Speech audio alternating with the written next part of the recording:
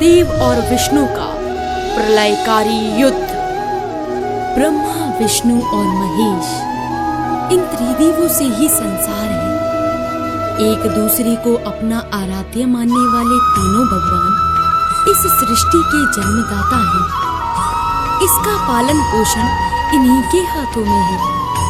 लेकिन तब क्या हो जब सृष्टिदाता ही एक दूसरे से विमुख हो जाए? क्या ऐसे में संसार की प्रक्रिया शांतिपूर्ण तरीके से चल पाएगी? जब एक दूसरे को पूजनीय मानने वाली दो शक्तियां हैं एक दूसरे के विरुद्ध युद्ध मैदान में खड़ी हों, तो किसकी जीत होगी और किसकी हार, इसका पहले से ही अनुमान लगाना बहुत ही कठिन है।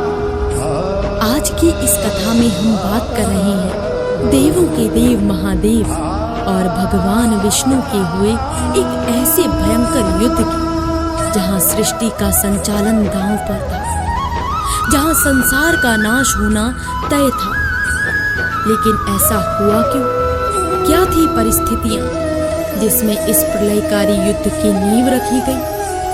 क्यों एक दूसरे को अपना आराध्य मानने वाली दो महान शक्तियां एक दूसरे के प्रति कड़वी हो गई? इसी बात की चर्चा हम आज की इस कहानी में करेंगे। प्राचीन काल से ये कथा बताई जा रही है कि जब भगवान शिव अपने साकार रूप में आए तो उन्होंने खुद से प्रकृति यानी मां आदि शक्ति को अलग कर दिया।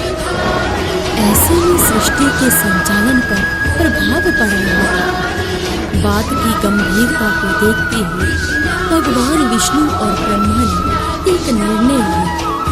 ब्रह्मदेव, सृष्टि के संचालन हेतु हमें ही कोई निर्णय लेना पड़ेगा, अभी तो संचालन की प्रक्रिया डगमगाने लगेगी। बात आप बिल्कुल सही कह रहे हैं। भगवान शिव के इस तरह विमुख हो जाने से सृष्टि के संचालन पर कोई प्रभाव ना पड़े, उसका हमें ख्याल रखना चाहिए। और ऐसे में हम दोनों को ही मिलकर त्रिदेवों से जुड़ा काम संपन्न करना होगा। जी ब्रह्मदेव, सृष्टि की रचना की जिम्मेदारी आप रखिए और सृष्टि का पालन करने का दायित्व मैं उठाता हूँ। भगवान शिव का इस तरह खुद से मां आदि शक्ति को पृथक कर देना इस संसार के संचालन पर बहुत बड़ा असर डाल सकता था। इसीलिए भगवान विष्णु और ब्रह्मदेव ने इसकी जिम्मेदारी खुद से उठाई। लेकिन वही चिंता का विषय अब भी भगवान शिव ही थे, क्योंकि इस तरह अपने दायित्वों से विहीन हो जाना किसी भी समस्या का समाधान नहीं था। देवी आदि शक्ति को खुद से अलग कर चुके देवों के देव महादेव एक लंबी साधना में जा चुके थे। वहीं दूसरी तरफ ब्रह्मांड का सही ढंग से संचालन करने के लिए भगवान ब्रह्मा ने अपनी कई संतानों और सप्त ऋषियों को जन्म दिया। वहीं प्रजा की देखरेख और मार्गदर्शन के लिए भगवान ब्रह्मा ने अपने पुत्र प्रजापति दक्ष को इसका भार सौंपा। आपको बता दें कि आदि शक्ति की लंबी तपस्या के पश्चात उन्हें प्रसन्न कर प्रजापति दक्ष ने उन्हें अपनी पुत्री के रूप में अपने घर में जन्म लेने को कहा, जिसके पश्चात देवी आदि शक्ति ने उन्हें मनचाह वरदान देकर प्रजापति दक्ष के घर में जन्म ले लिया। इसके पश्चात उनका नाम सती रखा गया। कई वर्षों की साधना के पश्चात जब महादेव अपनी गहरी साधना से बाहर आए तो उन्हें अकेलेपन, उदासीनता और साथ ही और भी कई एहसासों की अनुभूति हुई। शक्ति से अनासक्ति का मार्ग चुन चुके महादेव वैरागपन की यात्रा पर निकल चुके थे। खुद को सबसे विहीन कर महादेव जंगलों में भटकने लगे। वहीं अनंत काल तक इस यात्रा को चलता देख भगवान ब्रह्मा और विष्णु जी से नहीं रहा गया। अगर इसी तरह महादेव खुद को वैरागपन में डुबाते जाएंगे तो सृष्टि का अंत निश्चित है। हमें जल्द ही कोई उपाय निकालना होगा।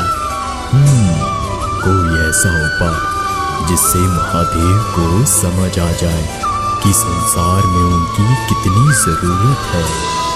प्रणाम प्रभु। गरुड़, जो कार्य तुम करने जा रहे हो उसके लिए संसार तुम्हें जन्मों जन्मों तक याद रखेगा। बस आपकी कृपा है प्रभु।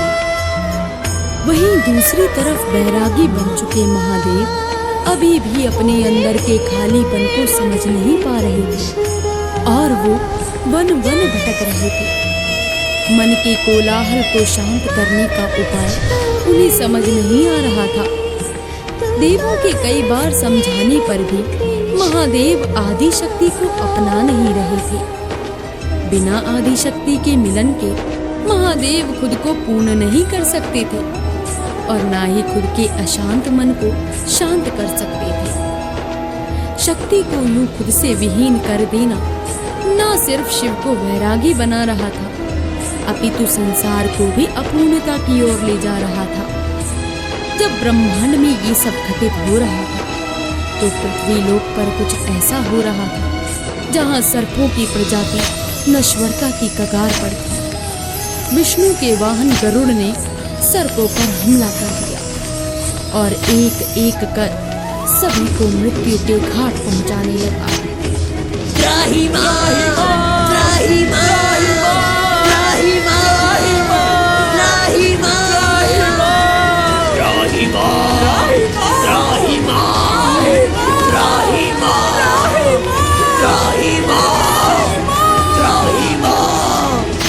गरुड़ की क्रूरता बढ़ती ही जा रही थी। वो एक एक कर सभी सर्पों को मार देना चाहता था। अपने भाई बंधुओं को मरता देख वासुकी से रहा नहीं गया और वो सीधा महादेव के पास अपनी रक्षा की प्रार्थना लेकर गए।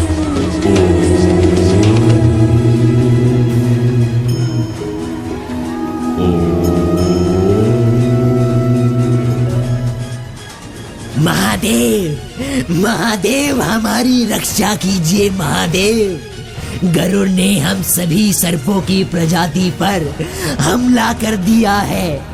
अब आप ही हमें बचा सकते हैं। रक्षा कीजिए महादेव। वासुकी, अपनी रक्षा करने के लिए तुम पूर्ण रूप से सक्षम हो। गरुड़ तुम्हारा भाई है, वो ऐसा क्यों कर रहा है इसका कारण जानकर अपने भ्राता से बात करो। महादेव की बात मानकर वासुकी वहां से चले गए। फिर वो सर्पों के घर को युद्ध बना चुके गरुड़ के पास पहुंचे।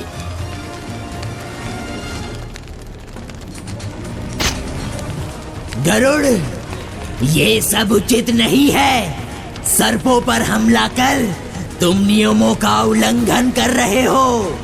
मैं जो भी कर रहा हूँ अपने प्रभु विष्णु के कहने पर कर रहा हूँ।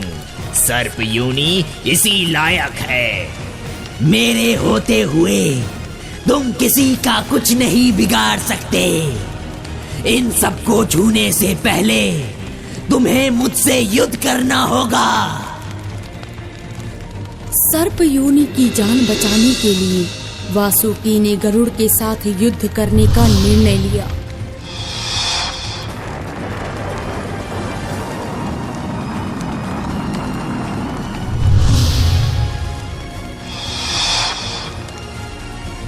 एक तरफ महादेव का वैरागीपन,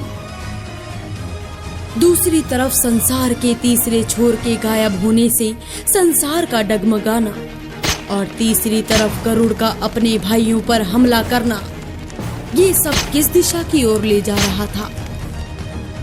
क्या भगवान महादेव अपने वास्तविक रूप को अपनाकर सृष्टि का संचालन ठीक से करवाने में ब्रह्मा और विष्णु की मदद करेंगे? क्या वासुकी और गरुड़ के युद्ध को खत्म किया जा सकेगा? इन सब प्रश्नों के उत्तर के लिए देखना न भूलें इस कहानी का भाग 2 हमारी अगली कड़ी में। तब तक के लिए हरि ओम।